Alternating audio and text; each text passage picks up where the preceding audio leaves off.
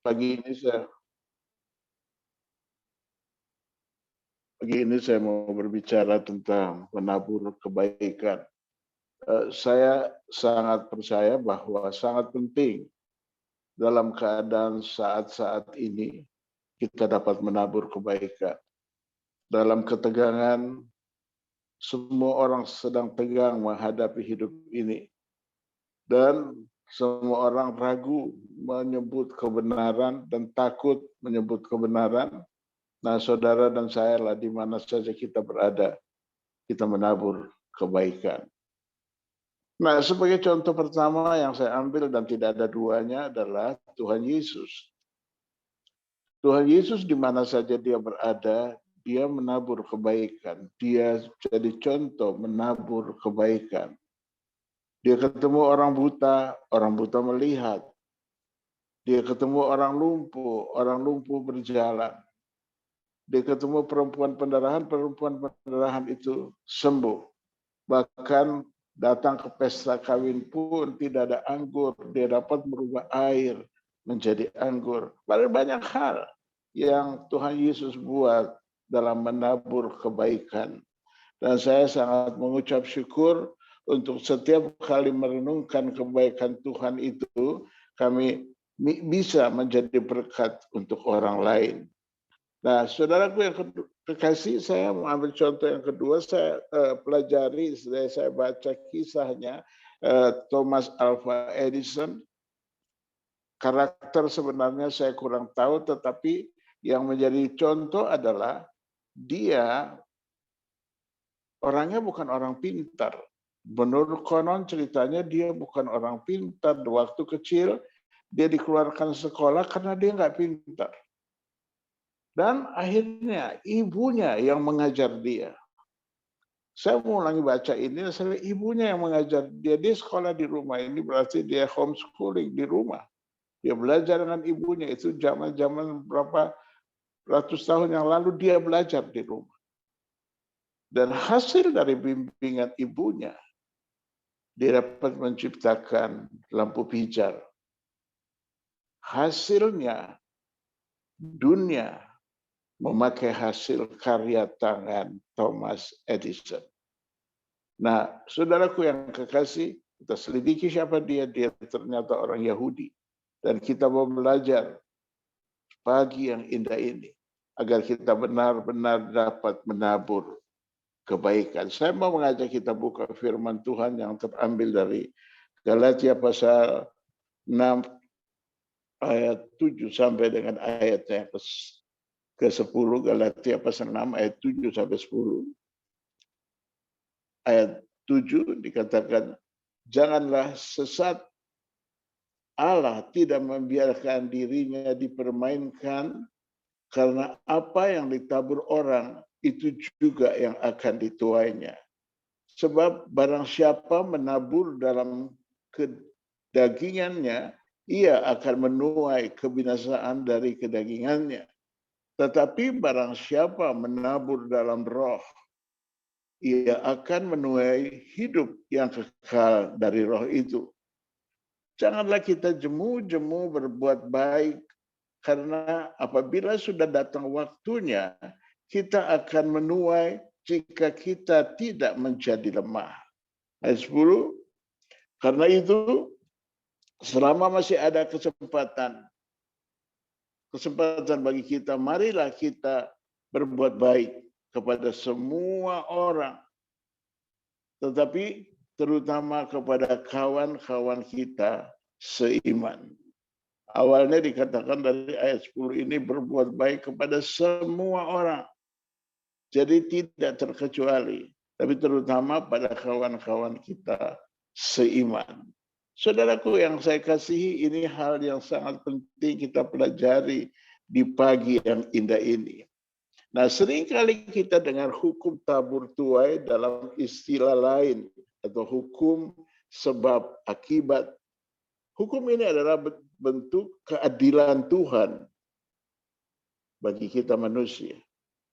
Hukum keadilan Tuhan bagi kita manusia. Alkitab mencatat banyak ayat yang berhubungan dengan hukum tabur tuai. Satu, Besar kecilnya hasil tuaian tergantung berapa banyak kita menabur. 2 Korintus 9 ayat 6 berkata, camkanlah ini, orang yang menabur sedikit akan menuai sedikit. Akan menuai sedikit juga, dan orang yang menabur banyak akan menuai banyak juga. Saudaraku yang saya kasihi, perhatikan bahwa hidup kita sehari-hari, siapapun saudara, pendetakah saudara, saudara jemaat biasa, siapapun kita, mau tidak mau, kita menabur. Dalam keadaan apapun, saudara sedang menabur. Makanya yang menjadi perhatian dan menjadi hal penting untuk kita adalah apa yang kita tabur di dalam hidup kita ini. Apa yang kita tabur di dalam kehidupan kita ini.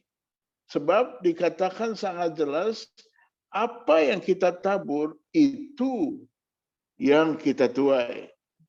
Jadi tabur tuai ini berlaku. Apa yang kita tabur itu yang kita tuai. Nah, dalam 2 Korintus 9 ayat 6 ini sangat jelas untuk kita renungkan dan kita lakukan di dalam hidup kita. Nah, poin kedua, menabur yang jahat akan menuai kesusahan atau penderitaan. Saya ulangi, menabur yang jahat akan menuai kesusahan atau penderitaan. So, apa itu menabur yang jahat? Apakah kita menipu? Ya, itu saudara sedang menabur kesusahan, menabur yang jahat. Apakah kita membunuh? Ya, itu jahat. Tapi kadang-kala kita tidak sadar, kita tidak senang dengan seseorang, tapi kita tidak mau tegur kesalahan orang itu atau kelemahan orang itu, kita diem, padahal di hati kita tidak bisa menerima orang itu. Sesungguhnya hal inilah yang disebut jahat. Kita harus berani menyatakan kebenaran, sebab kebenaran itu memerdekakan. Saya senang sekali ini. Kalau kita tahu orang punya kesalahan, menegur dia Tuhan dari hati ke hati, supaya melalui teguran kita ini dia diselamatkan dan dia sama-sama dengan kita melayani Tuhan dengan bebas. Nah, mari kita belajar dalam hidup kita ini. Yang kita lihat Ayub 4 ayat 8 dikatakan, yang telah kulihat ialah bahwa orang yang membaca kejahatan dan menabur kesusahan, ia menuainya juga. Ini jelas sekali dikatakan, membaca kejahatan, menabur kesusahan, ia menuainya juga.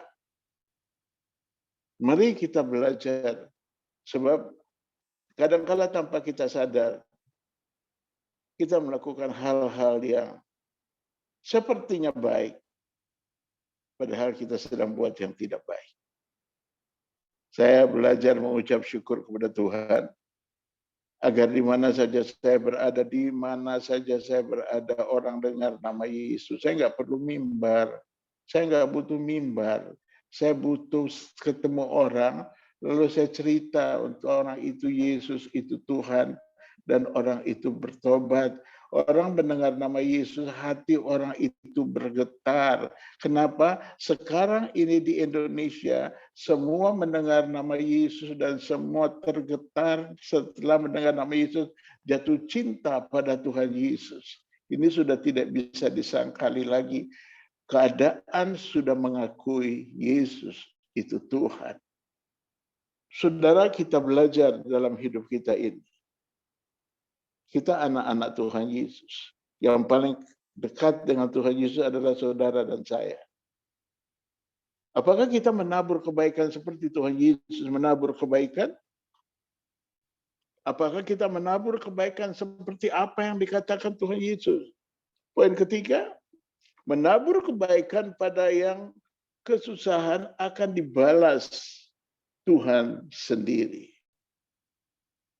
Menabur kebaikan pada yang kesusahan akan dibalas Tuhan sendiri. Amsal 19 ayat 17 berkata, siapa yang menaruh belas kasihan kepada orang yang lemah,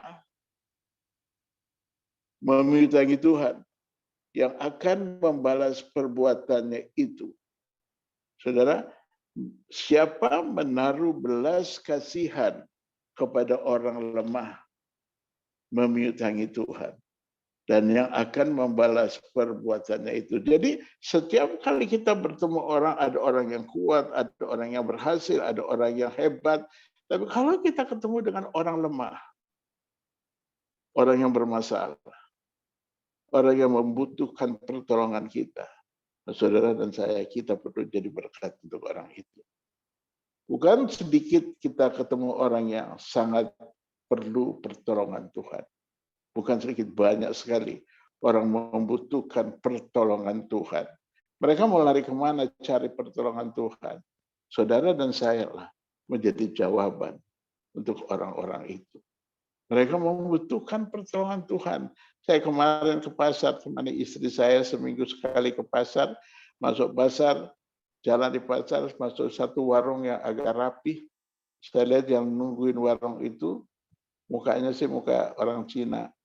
Saya hampirin dia, saya tanya, namamu siapa? Katanya dia Kevin. Saya nggak tunggu panjang lebar, saya tanya, kamu kenal Tuhan Yesus? Dia senyum, ya kadang-kadang saya ke gereja, Om. Kamu percaya Tuhan Yesus? Ya, saya percaya. Saudaraku yang kekasih, saya percaya waktu dia katakan gitu, Tuhan yang ada dalam pembicaraan kita memberkati dia. Dan waktu kita berbicara tentang nama Yesus, bercerita tentang nama Yesus, sudah tukang parkir aja saya cerita. Tukang parkir aja saya tanya, kamu ngapain? Kamu kerjanya dapat sehari berapa duit? Cari Tuhan, dekatkan diri dengan Tuhan. Kamu percaya Tuhan Yesus? Tukang parkir itu lihat saya, sambil matanya merah. Saya pikir mau marah. Ternyata tadinya dia orang Manado. Tetapi dia pindah jadi mualaf. Matanya merah terharu. Dan saya percaya menabur kebaikan di mana saja kita berada. Dan Tuhan adalah Tuhan yang hadir. Dan Tuhan yang merubah keadaan yang tidak baik menjadi baik. Saya ulangi sekali lagi, siapa menabur belas kasihan kepada orang yang lemah, memiutangi Tuhan, yang akan membalas perbuatannya itu. Ya, kalau orang lemah kita tolong, tanpa kita sadar, Tuhan yang melihat itu. Tuhan berhutang. Ayat Alkitab mengatakan Tuhan berhutang di ayat ini. Amsal 19 ayat 17. Jadi Tuhan berhutang pada kita pada waktu kita menolong orang susah. Pada waktu kita dekat dengan orang susah, kita tolong orang susah. Tuhan hadir dan Tuhan berhutang pada kita. Menjadi satu kekuatan bagi kita. Satu kekuatan yang luar biasa pada kita. Kenapa? Yuk, manusia saja berhutang dia bayar, apalagi Tuhan yang berhutang. Tuhan kalau berhutang sama kita, nah berkatnya tidak bisa terhitung. Berkat yang kita terima tidak bisa diukur dengan akal pikiran kita kalau Tuhan berhutang sama kita. Mari kita buat yang terbaik. Saudara, untuk apa lagi kita hidup ini? Ngapain kalau kita tidak buat yang terbaik? Kalau saya mau bicara jujur, buat yang terbaik pertama-tama di dalam gereja dulu. Sesama kita di dalam gereja dulu. Kalau kita berhasil membuat yang terbaik di antara tim kita aja, maka untuk keluar kita sangat mudah. Kita tidak perlu saling wibawa satu dengan yang lain, biasa aja. Tapi kita mau menabur kebaikan sebab kita percaya waktu kita bertemu orang yang menyebalkan, orang yang membuat kita tidak suka, orang yang membuat kita jengkel, kita tidak suka sama orang ini, kesal melihat orang ini, kita nggak suka sama orang itu. Tapi di hati kita, dia ciptaan Tuhan yang sedang bermasalah. Siapa yang tolong dia? Hanya Tuhan yang bisa tolong dia. Lalu kita jadi hakim untuk dia? Ya, tidak. Harusnya kita merangkul dia. Dan melalui hidup kita, dia bertemu dengan Tuhan. Ini hal yang sangat penting untuk kita renungkan bersama-sama. Menabur kebaikan ini adalah tugas saya dan saudara, tugas kita semua. Menabur kebaikan. Apalagi yang kita mau tabur kecuali menabur kebaikan. Saya seringkali disalah pikirkan orang. Orang yang salah, saya nasihati, dia balikin cerita. Saya tahu persis, dia balik cerita. Jadi saya salah. Saya tahu itu. Tapi saya pikir, pembelaan bukan dari saya. Kalau saya membela diri saya, berarti saya salah. Saya tidak akan pernah mau membela diri. Saya mau berdiam diri. Keluaran 14 ayat 14. Saya berdiam diri dan Tuhan yang berperang. Banyak hal yang saya hadapi orang yang sepertinya baik, padahal wah, bahaya sekali. Tapi kalau kita mau membalas kejahatan dengan kejahatan, dunia semakin kacau. Gereja bisa bubar. Tapi kita balas kejahatan dengan kebaikan. Maka kebaikan inilah yang dapat merubah dunia ini. Dunia tidak butuh apa-apa loh, jujur. Dunia membutuhkan kasih. Siapa yang memiliki kasih? Saudara, saya dan saudara. Kita memiliki kasih. Dan mari kita menabur kebaikan untuk dunia ini. Selanjutnya, poin keempat. Poin keempat dikatakan Galatia 6 ayat 8. Menabur kedagingan, menuai kebinasaan. Galatia 6 ayat 8 berkata, sebab barang siapa menabur dalam dagingnya, ia akan menuai kebinasaan dari dagingnya. Tetapi barang siapa menabur dalam roh, ia akan menuai hidup yang kekal dari roh itu. Perhatikan baik-baik. Barang siapa menabur dalam dagingnya, ia akan menuai kebinasaan. Makanya kita nggak perlu emosi. Beda ke orang yang menabur dalam roh dengan orang yang menabur dalam daging. Kalau orang yang menabur dalam roh, dia melangkah dengan Allah yang berperang. Tuhan yang berperang, aku diam saja. Itu dia menabur dalam roh. Tapi kalau orang yang menabur dalam dagingnya, dia bela dirinya habis-habisan. Membela dirinya habis-habisan. Ini kita belajar bersama-sama, saudara. Saya lihat kita berapa banyak ikut pagi ini. Kita belajar untuk apa yang kita tabur. Apakah kita tabur daging atau kita tabur roh? Sebab pada siapa menabur dalam dagingnya, ia akan menuai kebinasaan dari dagingnya. Tetapi barang siapa menabur dalam roh, ia akan menuai hidup yang kekal dari roh itu. Roh ini berbicara tentang penyangkalan diri. Kita menyangkal diri, matikan keinginan kita. Saudara, kalau kita ketemu dengan orang yang kita tahu dia punya kelemahan, kita tahu kita tidak suka sama dia karena dia punya sifat A, B, C, lalu kita diemin. Bukan saja kita diemin, yang celakanya kita diemin, kita ngomong ke orang lain. Jadi orang yang tidak ada berhubungan dengan orang itu membenci orang itu kembali. Loh, saudara sedang menabur di dalam daging. Sebab kalau saudara menabur dalam roh, tegur orang yang saudara lihat salah itu dengan kasih. Kalau dia tidak terima teguran saudara, itu salahnya dia. Saudara sudah bebas. Tapi kalau saudara tidak menegur, lalu saudara bercerita kepada orang, itu saya nggak suka sih, itu saya nggak suka sih, ya kan begini, ya kan begini, ya kan. Akhirnya orang lain image-nya terhadap ya jelek sekali. Yang berdosa bukan ya saudara yang berdosa. Kita menabur dalam roh. Sebab jika kita menabur dalam roh, kita akan hidup yang kekal dari roh itu. Kita menuai hidup yang kekal. So you are happy, seluruh keluargamu diberkati Tuhan. Jangan simpen kalau ada, kita lihat ada orang yang punya kelemahan. Kita tahu kelemahan dia, kalau kita ngomong dia nanti dia marah. Nah, nggak perlu. Nggak perlu. Saya banyak dibenci orang di gereja Bekasi Timur, pindah ke Bekasi Barat karena benci, karena saya suka negur. Kalau saya tegur, orang itu nggak terima. nggak terima sama saya, benci sekali sama saya. Sampai sekarang masih berapa banyak yang benci sama saya, bukan urusan saya. Yang penting saya mengasihi dia. Saya menegur di dalam roh. Saya tahu dia berharga di mata Tuhan.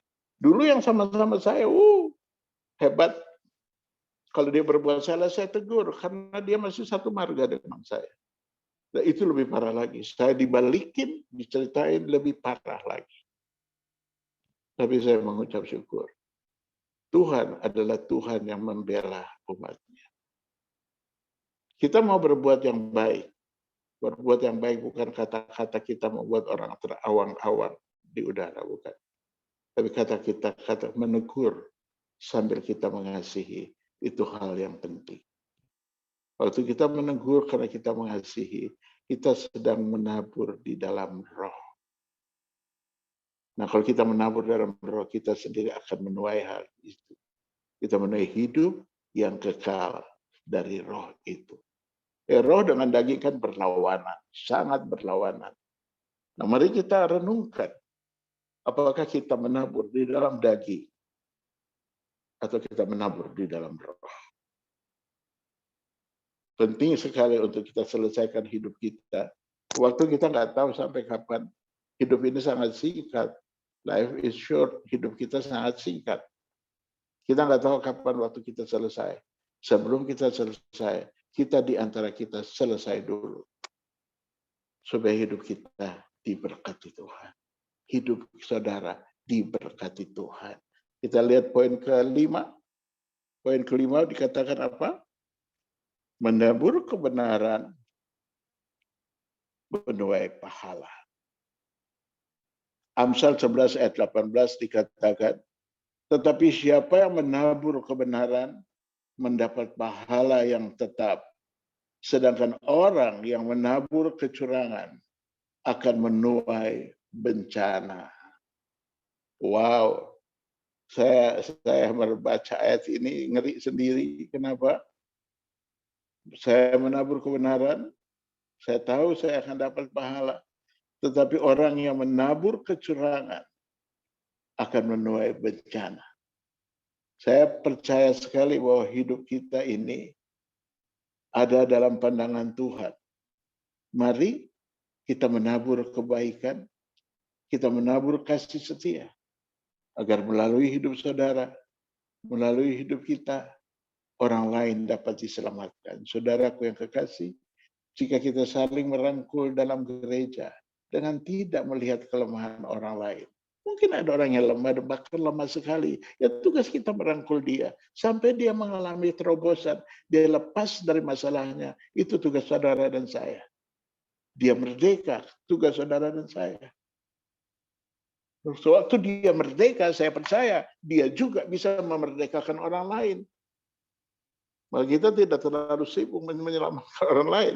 Karena orang yang kita merdekakan, dia dapat merdekakan orang lain. Kenapa? Karena dia sendiri mengalami kemerdekaan. Nah itu, mari kita belajar. Melalui hidup kita ini, orang melihat Yesus. Kalau orang bicara Kristen, langsung orang image orang itu Kristus.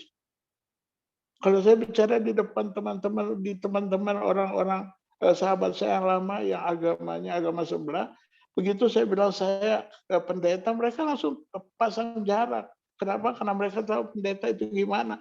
Tapi justru untuk itulah saya datang mencari mereka. Mereka mau dekat atau tidak dekat sama saya itu bukan urusan saya. Saya mau melakukan yang terbaik. Saya mau menabur kebaikan. Sebab itu yang Tuhan kehendaki di dalam hidup kita. So apa yang kita mau buat? Kecuali buat yang terbaik. Dan di atasnya nama Tuhan ditinggikan. Berhenti sandiwara. Berhenti sandiwara. Sandiwara artinya kita nggak senang orang tapi kita diem. Muka kita menunjukkan kita tidak senang. Itu salah. Salah. Kalau tidak senang orang, tegur orang itu. Langsung tegur heart to heart. Kalau dia tidak mau, kita tegur di depan umum. Itu kesalahan orang itu. Nah, tapi kalau kita menegur dan orang itu bertobat, kita menyelamatkan orang itu. Mari kita lakukan, sebab Tuhan Yesus juga lakukan seperti itu. Kalau kita saat pagi yang indah ini, saudara jangan pernah takut. Tuhan hadir dalam hidup. Dan Tuhan tidak pernah biarkan engkau seorang diri. Enggak, Tuhan enggak biarkan kita seorang diri. Mari kita isi hidup ini dengan menabur kebaikan. Melalui saya menabur kebaikan untuk semua orang yang ada di sekitar saya. Mereka melihat Yesus, mereka dah tahu nama Yesus melalui hidup saya. Apakah saya sudah menjadi berkat untuk dalam gereja atau saya masih memilih-milih orang? Berhenti. Itu bersandiwara namanya. Tapi kita mau menabur kebaikan.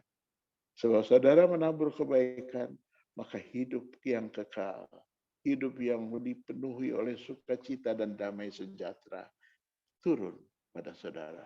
Yang terakhir poin ke-6. Poin ke-6 dikatakan melakukan dosa menghasilkan maut. Roma 6 ayat 23 dikatakan sebab upah dosa ialah maut. Tetapi karunia Allah ialah hidup yang kekal dari Kristus Yesus Tuhan kita. Saudaraku, dosa selalu diampuni Tuhan ketika kita minta ampun. Dan mengampuni. Tetapi dampak dosa pasti kita jalani. Kita minta ampun, Tuhan ampuni. Tuhan pasti, Tuhan Maha Pengampun. Makanya saya tidak setuju kalau kita tidak suka A, tidak suka B. Loh ini siapa kita? Kita harusnya merangkul satu dengan yang lain. Ada orang punya kelemahan kita tidak suka. Salah. Justru orang itu membutuhkan kekuatan, jawaban, pelajaran dari kita. Jadi waktu kita saling merangkul, orang itu mendapat kekuatan, maka kita pun menyelamatkan orang itu. Dan Tuhan yang hadir dalam hidup kita siap memberkati saudara. Kalau kita bicara tentang dosa ialah kejahatan. Saya mau katakan ada 4 hal di sini saya mau mengakhiri. Kejahatan menuai penderitaan. Orang yang jahat saya sudah jabarkan tadi. Jahat itu bukan berarti membunuh saja. Membunuh jahat, menipu jahat, curi uang jahat. Tapi tidak suka dengan orang, benci sama orang lain, itu kita sedang berbuat jahat. Kita menuai derita. Mari kita belajar. Terus kedua, kebaikan menuai damai. Kalau kita berbuat baik, maka semua orang yang ada di sekitar kita merasakan damai Tuhan bersama-sama dengan kita. Dan yang ketiga, amarah menuai kebencian. Ya, mari kita berhenti. Selesaikan semua itu supaya melalui hidup kita, satu gereja diberkati Tuhan. Semua yang ada dalam gereja diberkati Tuhan. Dan yang terakhir, menuai kasih, menuai sukacita. Kalau saudara mengasihi, maka yang saudara akan terima hasilnya sukacita. Orang yang saudara sebel sama dia, nggak suka sama dia, tapi saudara mengasihi dia. Sebab kalau mengasihi itu bukan ngomong doang, dari wajah kita ketahuan kok kita mengasihi atau tidak. Dan cara ngomong kita pun ketahuan kita mengasihi atau tidak. Mari kita belajar, kita sama-sama mau belajar. Karena melalui hidup kita inilah orang di luar mau melihat Yesus. Orang di pinggir jalan membutuhkan Yesus. Kalau kita di dalam gereja sandiwara, atau kita di dalam gereja saling mengasihi.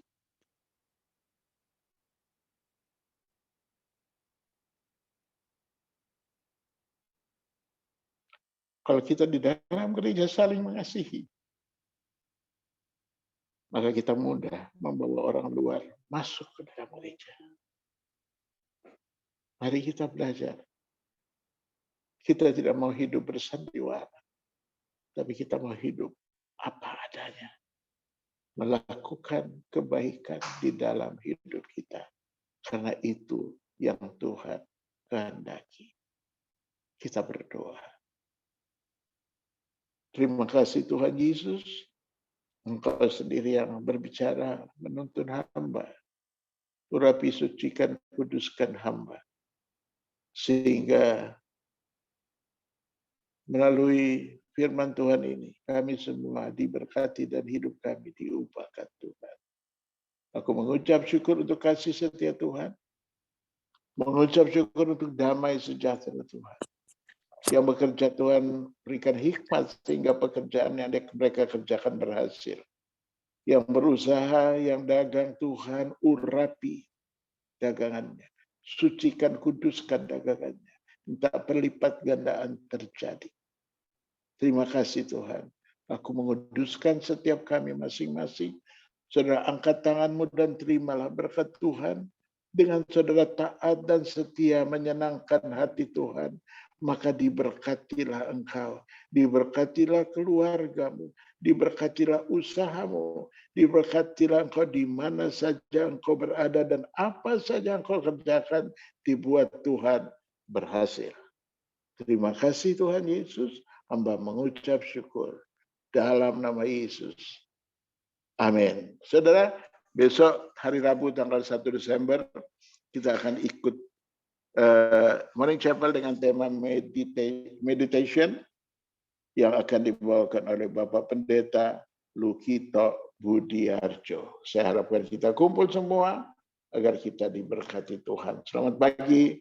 Tuhan Yesus memberkati. Terima kasih Pak Yeye. Pagi. Terima kasih